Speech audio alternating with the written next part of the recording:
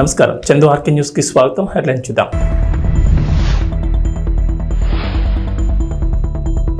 ఏపీలో పింఛన్లు పెంపు జూలై 1 నుంచి 4,000కు పెంచుతూ ప్రభుత్వ నిర్ణయం.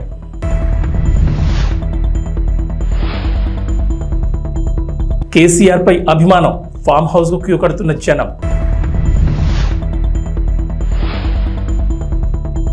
పవన్ కళ్యాణ్ కార్యాలయంలో సీఐ దురుసు ప్రవర్తన, సీఐ శ్రీనివాసరావుపై అధికారులు బదిలీ వేటు.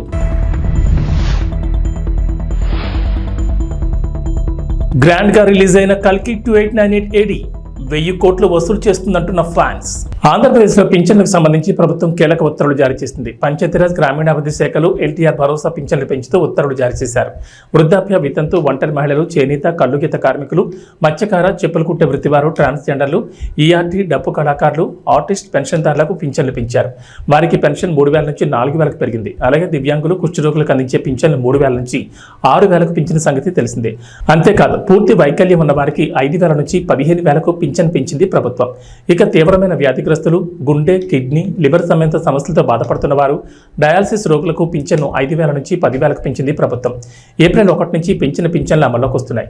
అంటే జూలై 1న ఒక్కో పెన్షన్దారుడు 7,000 పొందుతారు. ఆ తర్వాత నుంచి నెలకు 4,000 పింఛన్ అందుకుంటారు. రాష్ట్ర వ్యాప్తంగా సచివాలయాల ఉద్యోగులు ఇంటింటికి వెళ్లి పంపిణీ చేయనున్నారు. మాజీ ముఖ్యమంత్రి బీఆర్ఎస్ అధినేత కేసీఆర్ ను చూసేందుకు అభిమానులు, ప్రజలు, పార్టీ నేతలు, ఎమ్మెల్యేలు క్యూ కడుతున్నారు. దీంతో సిద్దిపేట జిల్లా ఎర్రవెల్లిలో ఉన్న కేసీఆర్ ఫామ్ హౌస్ కు తరలి వెళ్తున్నారు. ఈ క్రమంలోనే తన కోసం వస్తున్న వారి కోసం కేసీఆర్ ప్రత్యేకంగా సమయం కేటాయిస్తున్నారు. వారితో ముచ్చట మాట్లాడి ఫోటోలు దిగుతున్నారు. మహిళలు, వృద్ధులు, వికలాంగులు, చిన్నారులు ఇలా రకరకాల వయసుల వారు వచ్చి కేసీఆర్ తో మాట్లాడుతున్నారు. ఇక గత కొన్ని రోజులుగా ఫామ్ హౌస్ లోనే ఉంటున్న కేసీఆర్ పూర్తిగా వ్యవసాయంపైనే దృష్టి సారించినట్లు తెలుస్తోంది. ఈ క్రమంలోనే తన పొలంలో వివిధ పంటలు పండించేందుకు సిద్ధమయ్యారు. కొత్త వరి వంగడాన్ని తీసుకొచ్చి నాట్లు వేయించారు. పూర్తిగా సేంద్రీయ పద్ధతిలో పంటలు పండిస్తున్నారు. ఉద్యాన పంటలు, సీజన్తో సంబంధం లేకుండా దొరికే పండ్లు, కూరగాయల సాగుపై మాజీ సీఎం దృష్టి పెట్టినట్లు తెలుస్తోంది. ఫామ్ హౌస్ మొత్తం భూసార పరీక్షలు చేయించిన కేసీఆర్ ఎలాంటి పంటలు పండించవచ్చనే దానిపై ఒక అవగాహనకు వచ్చినట్లు సమాచారం. Andhra Pradesh deputy CM Pawan Kalyan camp కార్యాలయంలోకి అనుమతి లేకుండా వెళ్లిన సీఐపై బదిలీ వేటుపడింది. పవన్ కళ్యాణ్ మంగళగిరి క్యాంపు కార్యాలయం లోపల ఉన్న సమయంలో మంగళగిరి టౌన్ సీఐ శ్రీనివాసరావు అనుమతి లేకుండా వెళ్లేందుకు ప్రయత్నించారు. అదే సమయంలో పవన్ క్యాంపు కార్యాలయంలో వారాహి దీక్ష చేపట్టేందుకు పూజలు చేస్తున్నారు. కొద్దిసేపు ఆగమని భద్రతా సిబ్బంది సీఐకి చెప్పినా వెళ్లేదు. వారిపై ఆగ్రహం వ్యక్తం చేశారు. బోట్లతో వెళ్లొద్దని చెప్పినా పట్టించుకోలేదు. లోపలికి వెళ్లారు. భద్రతా సిబ్బంది చెప్పినా పట్టించుకోకుండా సీఐ దురుసుగా ప్రవర్తించారని డిప్యూటీ సీఎం కార్యాలయ సిబ్బంది పోలీసు ఉన్నతాధికారులకు సమాచారం ఇచ్చారు. ఆ వెంటనే సీఐ శ్రీనివాసరావుపై అధికారులు బదిలీ వేటు వేశారు. ఆయన స్థానంలో ప్రకాశం జిల్లా త్రిపురాంతకం నుంచి సీఐ వినోద్ కుమార్ నియమించారు. ఈ మేరకు గుంటూరు రేంజ్ ఐజీ సర్వశ్రేష్ఠ త్రిపాఠి ఆదేశాలు జారీ చేశారు. గతంలో కూడా సీఐ శ్రీనివాసరావుపై జనసేన ఆరోపణ చేసింది. ఎన్నికల సమయంలో జనసేన పార్టీ కార్యాలయంలో పనిచేసే సిబ్బంది ఉండే అపార్ట్మెంట్లోకి వెళ్లి తనిఖీల పేరుతో హడావిడి చేశారనే ఆరోపణలు వచ్చాయి. ఇప్పుడు డిప్యూటీ సీఎం క్యాంపు కార్యాలయంలోకి వెళ్లడంతో బదిలీ పెట్టబడింది. ఆంధ్రప్రదేశ్లో కొలువుదీరిన చంద్రబాబు ప్రభుత్వం పాలనలో దూకుడు పెంచింది. గత ప్రభుత్వ హయాంలో పథకాలకు సంబంధించి వరుసగా కీలక నిర్ణయాలు తీసుకుంటున్నారు. ఇప్పటికే పలు పథకాలకు పేర్లు మార్చింది కొత్త ప్రభుత్వం. తాజాగా మరో 2 పథకాలకు పేర్లు మారుస్తూ నిర్ణయం తీసుకుంది. వైఎస్ఆర్ కళ్యాణమస్తు పథకానికి చంద్రన్న పెళ్లి కనుక మార్చేశారు. అలాగే జగనన్న విదేశీ విద్యా దీవెన పథకం పేరును doctor APJ Abdul Kalam overseas education scheme for minorities గా మారుస్తూ ఆదేశాలు జారీ చేశారు. ఈ మేరకు జీవోలు విడుదల చేశారు. 2014-19 మధ్య అధికారంలో ఉన్న టీడీపీ ప్రభుత్వం చంద్రన్న పెళ్లి కానుక పేరుతో ఈ పథకాన్ని ప్రారంభించింది. ఈ పథకం ప్రకారం ఎస్సీ, ఎస్టీల్లో కులాంతర వివాహాలు చేసుకుంటే వారికి 75,000 నగదు ప్రోత్సాహకం అందజేశారు. అలాగే గిరిపుత్రిక కళ్యాణం కింద ఎస్టీలకు 50,000, అంతేకాదు కులాంతర వివాహం చేసుకునే బీసీలకు 50,000, దుల్హన్ పథకం కింద మైనార్టీలకు 50,000 అందించారు. అదే దివ్యాంగులైన వధువు వర్లకు 1,00,000 చొప్పున అందజేశారు. ఈ పథకం ద్వారా దారిద్ర్య రేఖకు దిగువన ఉన్న మిగతా వర్గాల యువత ఎస్టీలను వివాహం చేసుకుంటే 50,000, అదే ఎస్సీలను పెళ్లి చేసుకుంటే 40,000, బీసీలను చేసుకుంటే 30,000, ఓసీలను చేసుకుంటే 20,000 చొప్పున చంద్రన్న కానుక అందించారు. ఆంధ్రప్రదేశ్లో వాలంటీర్ల చుట్టూ రాజకీయం తిరుగుతోంది. కొత్త ప్రభుత్వం వాలంటీర్లను తొలగించబోమని, వారికి ఇచ్చే జీతాన్ని 5,000 నుంచి 10,000కు పెంచుతామని చెప్పింది. అయితే జూలై నెల పింఛన్ మాత్రం సచివాలయాల ఉద్యోగులతో పంపిణీ చేస్తోంది. దీంతో ఇప్పటికీ ఉన్న వాలంటీర్లను కొనసాగిస్తారా లేదా అన్నది క్లారిటీ లేకుండా పోయింది. అలాగే వాలంటీర్ల రాజీనామాల వ్యవహారంపై హైకోర్టులో విచారణ జరుగుతోంది. ఈ క్రమంలో వాలంటీర్లకు మరో షాక్ తగిలింది. ఏకంగా వాలంటీర్ల నియామకాన్ని రద్దు చేయాలని ఏపీ హైకోర్టులో పిల్ దాఖలైంది. ఏపీలో వైఎస్ఆర్సీపీ కార్యకర్తల్ని గ్రామ, వార్డు వాలంటీర్లుగా నియమించారని, వారి నియామకాన్ని రద్దు చేయాలని కడప జిల్లా రాజంపేటకు చెందిన షేక్ అబూబాకర్ సిద్దికి గతంలోనే హైకోర్టులో పిల్ వేశారు. ఈ పిల్లో వాలంటీర్ల నియామకాన్ని సవాల్ చేశారు. అలాగే వారిని రాజకీయ పార్టీ కార్యకలాపాల్లో పాల్గొనకుండా చూడాలని కోరారు. హైకోర్టు మార్చి 20న ఈ పిల్లుపై విచారణ జరిపింది. ప్రతివాదులుగా అప్పటి సీఎం జగన్, అప్పటి రెవెన్యూ శాఖ మంత్రి ధర్మాన ప్రసాదరావు, సిఎస్, ఇతర అధికారులకు, వాలంటీర్లకు నోటీసులు జారీ చేసింది. ఈ పిల్లుపై తాజాగా బుధవారం విచారణ జరిగింది. హైదరాబాద్ మెట్రోలో సరికొత్త విధానం. రైలు దిగాక టికెట్ కొనొచ్చు. మీరు చదివింది నిజమే. హైదరాబాద్ మెట్రోలో త్వరలోనే సరికొత్త విధానం చూడబోతున్నాం. విదేశాల్లో ఉన్నట్లు ఓపెన్ లూప్ టికెటింగ్ వ్యవస్థను తీసుకురావాలని హైదరాబాద్ మెట్రో ప్రయత్నిస్తోంది. అన్ని అనుకున్నట్లు జరిగితే ఈ ఆర్థిక సంవత్సరంలోనే ఈ విధానం అందుబాటులోకి వచ్చే అవకాశం ఉంది. ఈ విధానంలో ప్రయాణికులు తొలుత టికెట్ తీసుకోకుండానే రైలు ఎక్కేయచ్చు. దిగిన తర్వాత ప్రయాణించిన దూరాన్ని బట్టి ఛార్జీలు వసూలు చేస్తారు. ప్రస్తుతం ఉన్న క్లోజ్డ్ లూప్ టికెటింగ్ విధానంలో ముందే టికెట్ తీసుకోవాలి. ఫలానా స్టేషన్ టికెట్ తీసుకుని మధ్యలో మనసు మార్చుకుని ముందు స్టేషన్లో దిగితే బయటకు వెళ్లేందుకు టికెట్ అనుమతించదు. కాబట్టి స్టేషన్ సిబ్బందిని సంప్రదించాల్సి ఉంటుంది. ఈ ఓపెన్ లూపింగ్ వ్యవస్థతో ఎలాంటి ఇబ్బంది ఉండదు. ఈ వ్యవస్థ అందుబాటులోకి వస్తే బస్సు, మెట్రో, ఎంఎంటీఎస్ అన్నింట్లోనూ ఒకే కార్డుతో ప్రయాణించవచ్చు. 2 ఏళ్ల క్రితం హర్యానాలో ఈ విధానాన్ని ప్రవేశపెట్టారు. బస్సు ఎక్కేటప్పుడు కార్డు చూపించి మళ్ళీ దిగేటప్పుడు చూపిస్తే ప్రయాణించిన దూరాన్ని బట్టి డబ్బులు కట్ అవుతాయి. 2012లో లండన్లో ఈ విధానాన్ని ప్రవేశపెట్టారు. అది విజయవంతం కావడంతో ప్రపంచవ్యాప్తంగా పలు దేశాలు అందుబాటులోకి తెచ్చే ప్రయత్నం చేస్తున్నాయి. ఆంధ్రప్రదేశ్ ఉప ముఖ్యమంత్రి, పంచాయతీరాజ్ శాఖ మంత్రి, జనసేన అధ్యక్షుడు పవన్ కళ్యాణ్పై ఆ పార్టీ మచిలీపట్నం ఎంపీ వల్లభనేని బాలశౌరి పొగడ్తలతో ముంచేశారు. లోక్సభ ఎంపీగా ప్రమాణం చేసిన తర్వాత ఈ రోజు జరిగిన సభలో ఎంపీ బాలశౌరి మాట్లాడుతూ తొలుత స్పీకర్గా ఎన్నికైన ఓం బిర్లాకు అభినందనలు తెలిపారు. ఈ సందర్భంగా గడిచిన ఎన్నికల్లో జనసేనాని పవన్ కళ్యాణ్ చేసే పోరాటం, పోటీ చేసిన ప్రతి స్థానంలో ఏ విధంగా గెలిచారు అన్న అంశాలను ఒక్కొక్కటిగా ఎంపీ బాలశౌరి పేర్కొన్నారు. రాష్ట్రాభివృద్ధి కోసం ప్రజల ఆకాంక్షలు, ఆశయాలు నెరవేర్చడానికి ఎన్డీఏ కూటమి ఏర్పాటుకు ఉప ముఖ్యమంత్రి పవన్ కళ్యాణ్ తీసుకున్న నిర్ణయాలు, ఆయన చేసిన త్యాగం గురించి సభలో ప్రస్తావించారు. దేశంలో ఎన్డీఏ కూటమి గెలుపొందిన తర్వాత తొలిసారి పార్లమెంట్ సెంట్రల్ హాల్లో ఏర్పాటు చేసిన సభలో ప్రధాని మోడీ పవన్ను ఆకాశానికి ఎత్తేశారు. పవన్ అంటే కేవలం పవన్ కాదని, పవన్ అంటే ఆంది అని ప్రశంసించారు. ఇక ప్రధాని మోడీ మాట్లాడిన వ్యాఖ్యలు ప్రస్తావించిన ఎంపీ బాలశౌరి పవన్ నిజంగానే ఏపీ రాజకీయాల్లో తుఫాను సృష్టించారని, ప్రత్యర్థులను మట్టి కనిపించారని ఎంపీ బాలశౌరి పేర్కొన్నారు. భారతదేశంలో మరే పార్టీ సాధించని ఘన విజయం తన పార్టీ జనసేన సాధించిందని ఎంపీ పేర్కొన్నారు. 140 కోట్ల మంది ప్రజలు ఉన్న మన దేశంలో స్వాతంత్రం వచ్చిన తర్వాత ఎన్నికల్లో పోటీ చేసిన 21 అసెంబ్లీ, 2 ఎంపీ స్థానాల్లో గెలిచి 100% స్ట్రైక్ రేట్ సాధించిన పార్టీ జనసేన మాత్రమేనని, ఇలాంటి ఘనత సాధించడం దేశ చరిత్రలోనే ప్రథమని ఎంపీ బాలశౌరి స్పష్టం చేశారు. ఇక ఎంపీ బాలశౌరి ఉప ముఖ్యమంత్రి పవన్ కళ్యాణ్ గురించి లోక్సభలో మాట్లాడిన వీడియో చక్కర్లు కొడుతోంది. పవన్ అభిమానులు, జనసేన నాయకులు, కార్యకర్తలు సామాజిక మాధ్యమాల్లో ఈ వీడియోను విపరీతంగా వైరల్ చేస్తున్నారు. లోక్సభలో ఓ పార్టీ అధ్యక్షుడి గురించి ఎంత గొప్పగా చెప్పిన ఎంపీని తాము ఎప్పుడూ చూడలేదని కామెంట్లు పెడుతుండడం విశేషం. శ్రీ పవన్ కళ్యాణ్ గారు, and my own behalf I express my heartfelt congratulations and best wishes to you on your election as the Speaker of this prestigious House. Sir, I am confident. My party is confident. The House and 140 crore people of this country are confident that you will accomplish a great deal as a Speaker of this House.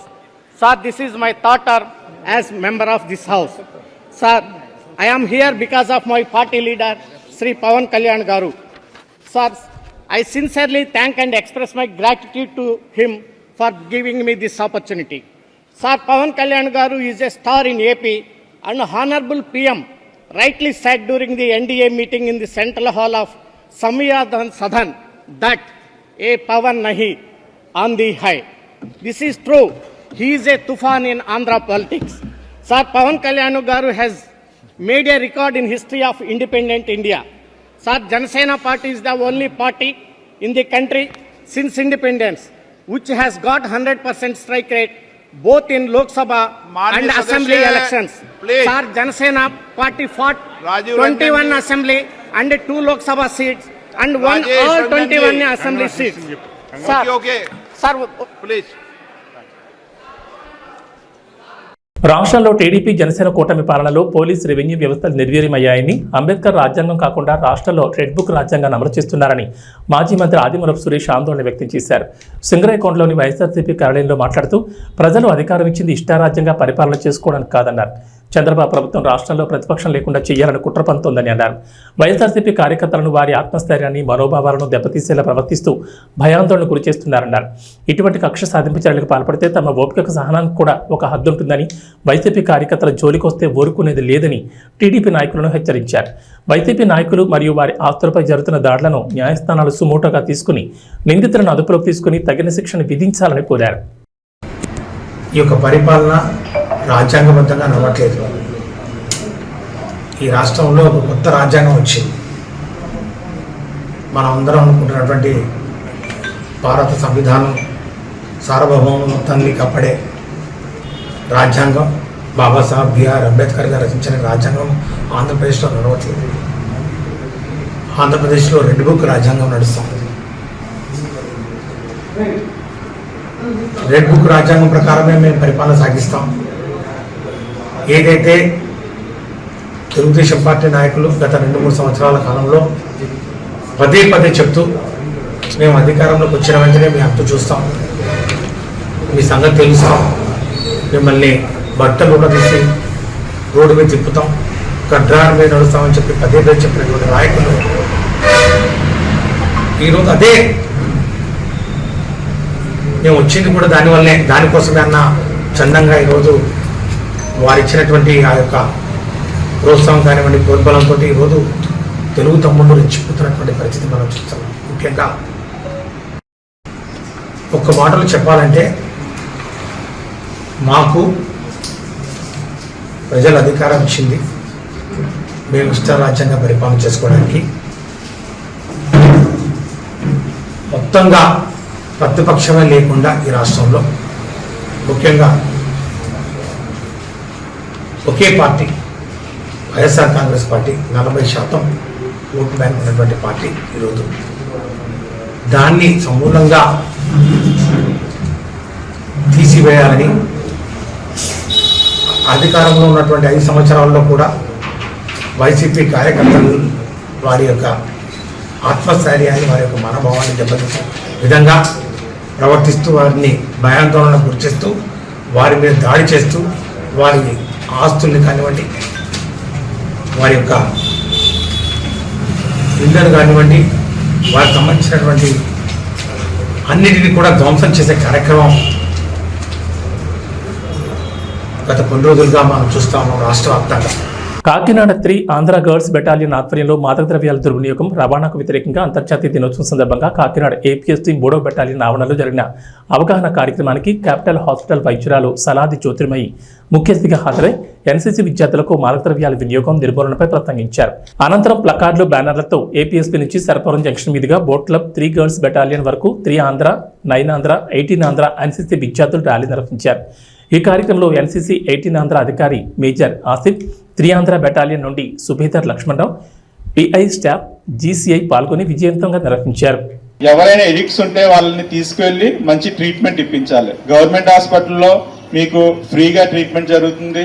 అలాగే మేము కూడా ఇప్పుడు మా society నుంచి, మా NGO నుంచి ఒక free hospital ఇక్కడ గంగరాజు నగర్లో పెట్టాము.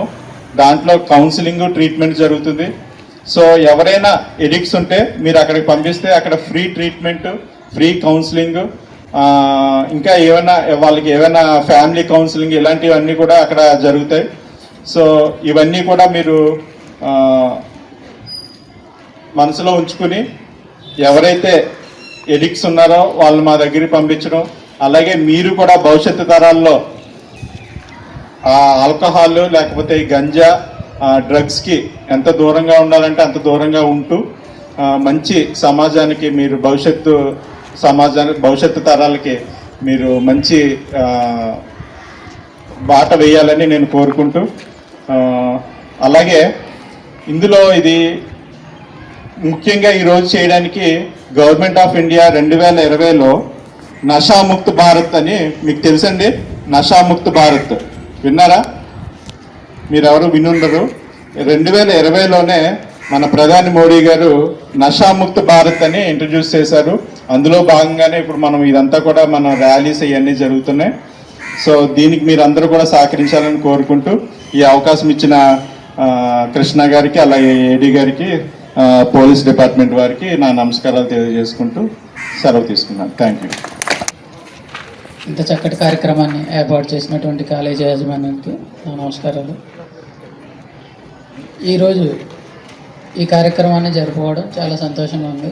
ఎందుకంటే ఇది ప్రస్తుతం ఉన్నటువంటి సమాజాన్ని పట్టిపీడిస్తున్నటువంటి ఒక ప్రమాదకరమైనటువంటి ఇది ఒక డిసీజ్ లాంటిది అన్నమాట. ప్రజెంట్ యూత్ చాలా సఫర్ అవుతుంది. మీరు ఈ మధ్య సోషల్ మీడియా చూసుకున్నా కూడా రీసెంట్గా పంజాబ్లో ఒక లేడీ అర్ధరాత్రి డ్రగ్ మత్తులో రోడ్డు మీద అలాగా ఉంటే అది రీసెంట్గా సోషల్ మీడియాలో వైరల్ అయింది. అలాగే సినిమాలు చాలా ఉన్నాయి, చాలా సినిమాలు ఉన్నాయి.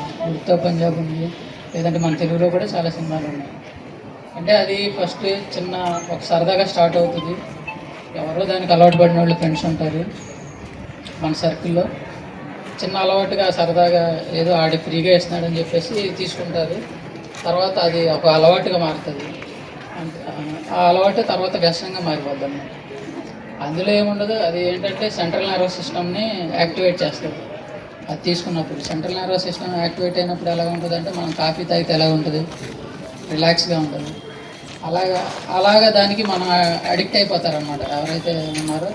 అలాగ అడిక్ట్ అయిపోయి ఇంకా అందులోనే ఉండాలనిపిస్తుంది అన్నమాట. దానివల్ల ఏమవుతుందంటే ఇంకా బయట ఏం జరుగుతుంది, దానికోసం అతను ఏం చేస్తున్నాడు అన్నది తెలియదు.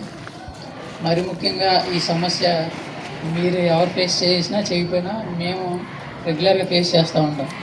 ఎందుకంటే మాకు పట్టపగలు కూడా కొంతమంది తాగుతున్నారు అన్నమాట. ఎక్కడైనా సరే కొంత నిషేధిత ప్రాంతం ఉంది, కొంచెం జనాలు అక్కడ తక్కువ వెళ్తారనుకుంటే కుర్రోళ్ళు, చాలా చిన్న చిన్న కుర్రోళ్ళు అన్నమాట, 15 నుంచి అట్లాగా 14 నుంచి స్కూళ్ళు మానేసి కాలేజీలు మానేసి వీళ్ళు 3-4 కూర్చుని తాగుతూ ఉంటారన్నమాట. 2 విధాలుగా, ఒకటి ఆర్థికంగా ఆ కుటుంబం నష్టపోతుంది, 2 అనారోగ్యాలు పాలవుతున్నారు.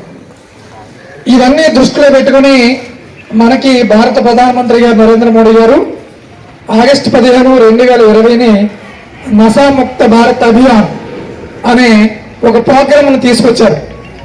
దీని ద్వారా అంటే ఆ ప్రోగ్రాం పెట్టిన తర్వాత మాత్రమే ఈ గవర్నమెంట్ హాస్పిటల్లో డ్రగ్ డి అడిక్షన్ సెంటర్ కింద ఒకటి పెట్టి దాని ద్వారా కౌన్సిలింగ్ ఇచ్చి వాళ్ళకి సపరేట్గా డ్రగ్స్ ఇవ్వడం కూడా ఇచ్చి దాని నుంచి విముక్తి చేయాలనే ఉద్దేశంతో ఏర్పాటు చేయడం జరిగింది. మత్తు పదార్థాల వ్యతిరేక దినోత్సవంగా జరుపుకుంటాం. సో ఈ రోజు యొక్క ముఖ్య ఉద్దేశం ఏంటంటే, ఎవరైతే ఈ ప్రస్తుత సమాజంలో మత్తు పదార్థాలకు లేకపోతే ఆల్కహాల్కి ఎవరైతే బానిస అవుతున్నారో వారికి అవేర్నెస్ కల్పించి వారికి మంచి ట్రీట్మెంట్ అందించేలాగా, అలాగే ఎవరైతే స్కూల్స్ కాలేజెస్ స్టూడెంట్స్ ఉన్నారో యూనివర్సిటీ స్టూడెంట్స్ ఉన్నారో వాళ్ళు మత్తు పదార్థాల బానిసలు కాకుండా వాటిని బారిన పడకుండా కాపాడడానికి వారికి అవేర్నెస్ కల్పించడం కొరకు ఈ రోజుని ముఖ్యంగా ప్రపంచవ్యాప్తంగా ఈరోజు మనం యాంటీ డ్రగ్ డే జరుపుకుంటాం. అంతర్జాతీయ మత్తు పదార్థాల వ్యతిరేక దినోత్సవంగా ఈ రోజుని జరుపుకుంటాం. ఈ రోజు అంతర్జాతీయ మత్తు పదార్థాల వ్యతిరేక దినోత్సవం ఈ రోజున ఈ సంవత్సరానికి ఒక స్లోగన్ ఒకటి మనకి యునైటెడ్ నేషన్ ఒకటి స్లోగన్ ప్రిపేర్ చేసింది. ఏంటంటే, the evidence is clear, invest in prevention.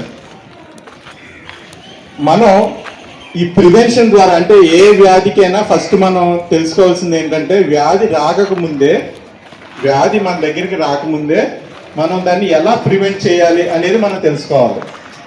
అవునండి, వ్యాధి వచ్చిన తర్వాత దాన్ని బారిన పడి మన ఆరోగ్యం పాడు చేసుకోవడం కన్నా వ్యాధి మన దగ్గరికి రాకుండా ఎలాగ మనం దాన్ని నిర్మూలించాలి అనేది ముఖ్య ఉద్దేశంగా ఈ సంవత్సరం మనం దీన్ని ముందుకు తీసుకుపోతాం అనమాట. ఏంటంటే the evidence is clear, evidence కరెక్ట్గా ఉన్నాయి. ఏంటంటే ప్రివెన్షన్ అనమాట. మనం ప్రివెంట్ చేయాలి, ఆ వ్యాధి మన దగ్గర రాకుండా మనం చైతన్యపరచాలి, అందరినీ కూడా అవేర్నెస్ చేయాలి, చైతన్యపరచాలి. కాంగ్రెస్ పార్టీ ద్వారానే రైతులకు న్యాయం జరుగుతుందని, రైతుల రుణమాఫీపై సవాల్ విస్తున్న మాజీ మంత్రి హరీష్ రావు రాజీనామాకు సిద్ధం కావాలని కాంగ్రెస్ పార్టీ జిల్లా నాయకులు వెంకుగారి శ్రీధర్ డిమాండ్ చేశారు. మెదక్ జిల్లా రామాయంపేట మండల కేంద్రంలో కాంగ్రెస్ పార్టీ నాయకులు ముఖ్యమంత్రి రేవంత్ రెడ్డి చిత్రపటానికి పాలాభిషేకం నిర్వహించారు. ఆగస్టు 15 లోపు ముఖ్యమంత్రి రేవంత్ రెడ్డి ఇచ్చిన మాట ప్రకారం ఏకకాలంలో 2 లక్షల రుణమాఫీ చేస్తామంటూ ప్రకటించడంతో హర్షం వ్యక్తం చేస్తూ మెదక్ చౌరస్తాలో పాలాభిషేకం చేశారు. ఈ సందర్భంగా కాంగ్రెస్ పార్టీ నాయకులు మాట్లాడుతూ, కాంగ్రెస్ ప్రభుత్వ హయాంలోనే గత వైఎస్ రాజశేఖర రెడ్డి హయాంలో ₹1,00,000 రుణమాఫీ జరిగిందని, మరోసారి రేవంత్ రెడ్డి హయాంలో 2 లక్షల రుణమాఫీ జరుగుతుందని వారు హర్షం వ్యక్తం చేశారు. 10 సంవత్సరాలు పాలించిన బీఆర్ఎస్ పార్టీ రైతులను మోసం చేసిందని వారు విమర్శించారు. రుణమాఫీ చేసిన వెంటనే మాజీ మంత్రి హరీష్ రావు ఎమ్మెల్యే పదవికి రాజీనామా చేయాలని వారు డిమాండ్ చేశారు. ఈ కార్యక్రమంలో కాంగ్రెస్ సీనియర్ నాయకులు డాకిస్వామి, సుంకోజు దామోదర్ తదితరులు పాల్గొన్నారు. ఈరోజు ముఖ్యంగా ఫస్ట్ చెప్పదలుచుకునేది ఏంటంటే, రామాయంపేట కాంగ్రెస్ పార్టీ తరఫున మన గౌరవ ముఖ్యమంత్రి రేవంత్ రెడ్డి గారికి ప్రత్యేక కృతజ్ఞతలు తెలుపుకుంటున్నాం. ఎందుకనంటే ఎలక్షన్లో చెప్పిన విధంగా ఏకదాటిగా 2 లక్షల రుణమాఫీ చేస్తామని అప్పుడు మన గౌరవ ముఖ్యమంత్రి రేవంత్ రెడ్డి ప్రకటించడం జరిగింది. ఇప్పుడు అదేవిధంగా అప్పుడు వైఎస్ రాజశేఖర రెడ్డి హయాంలో, అది కాంగ్రెస్ పార్టీ హయాంలో ఏకదాటిగా 2 లక్షలు చేసిన చరిత్ర, మళ్ళీ ఇప్పుడు ఏకదాటిగా 2 లక్షలు రుణమాఫీ చేసిన చరిత్ర కాంగ్రెస్ పార్టీకే ఉందని చెప్పేసి తెలియజేసుకుంటున్నాం. ఈ 2 లక్షల రుణమాఫీ చేసినందుకు రైతులు ఎంతో ఆనందం వ్యక్తం చేస్తున్నారు. ముఖ్యంగా హరీష్ రావుకి ఒకటి చెప్పదలుచుకున్నాము. రేవంత్ రెడ్డి గారు ఎప్పుడైతే రుణమాఫీ చేస్తారో నేను రాజీనామా చేస్తా అని చెప్పడం జరిగింది. మీరు హరీష్ రావు గారు మీరు రాజీనామాకు సిద్ధంగా అండి. ఆగస్టు 15 లోపల మా ముఖ్యమంత్రి గారు చెప్పిన విధంగా ఏకదాటిగా 2 లక్షల రుణమాఫీ చేయడం జరుగుతుంది. మీరు రాజీనామాకు సిద్ధంగా ఉండాలని చెప్పేసి కాంగ్రెస్ పార్టీ తరఫున డిమాండ్ చేస్తున్నాం. జై కాంగ్రెస్. ప్రభాస్ హీరోగా నటించిన కల్కి 2898 AD మూవీ గ్రాండ్ గా రిలీజ్ అయింది. మన తెలుగు దర్శకుడు నాగ్ అశ్విన్ తెరకెక్కించిన ఈ బిగ్ ప్రాజెక్ట్ మూవీ కోసం ప్రపంచవ్యాప్తంగా ఎంతకాలమో ఎదురు చూశారు.